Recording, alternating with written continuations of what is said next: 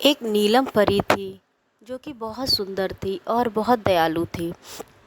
एक बार नीलम परी आसमान में उड़ रही थी तो उसने देखा कि एक बगीचे में एक बच्चा रो रहा है।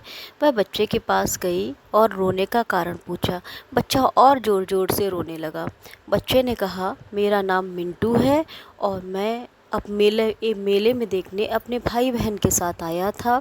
मैं मेले में भाई बहन का हाथ मेरे हाथ से छूट गया और इसीलिए मैं रो रहा हूँ, क्योंकि मुझे घर का रास्ता भी नहीं पता।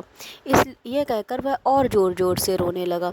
नीलम परी ने उसको समझाया और कहा, रो मत बेटा, यह बगीचा भी मेरा है और मैं एक परी हूँ, मेरा नाम नीलम है। मैं तुम्हें तुम्हारे घर तक पहुँचा दूँगी और तुम्हें भाई बहनों से भी मिलवा दूँगी। पहले तुम कुछ फल खा लो। उसने कहा कि मैं फल खा लूँगा, लेकिन मुझे भैया बहनों से मिलवा दो। नीलम परी ने कहा, ठीक है, मैं मिलवा दूँगी। बच्चे ने थोड़े से ही फल खाए और थोड़े से फल अपने भाई बहनों के लिए भी रख लिए।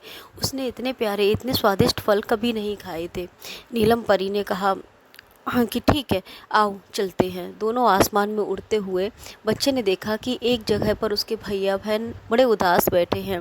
नीलम परी वहाँ आई और उसने भाई बहनों को मिलवाया। जब भाई बहनों ने अपने छोटे भाई को देखा, बहुत खुश हो गए, लेकिन नाराज़ भी थे। भैया छोटे भाई ने उनको दोनों को फल दिए और सॉरी बोला। दोनों ने फल खाए और फिर दोनों ने नीलम परी से कहा कि हमें अब मेरे घर छोड़ दीजिए।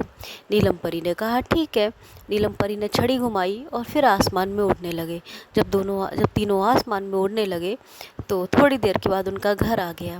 नीलम परी ने कहा, ये लो आपका घर आ गया। नीलम परी उनके घर गई और उन बच्चों को एक एक चॉकलेट दी। बच्चे बहुत खुश हो गए और नीलम परी को धन्यवाद कहा। नीलम परी ने कहा कि बेटा, कभी भी बिना बताए हमें कहीं नहीं जाना चाहिए, क्योंकि अगर हम रास्ता भटक जाएंगे तो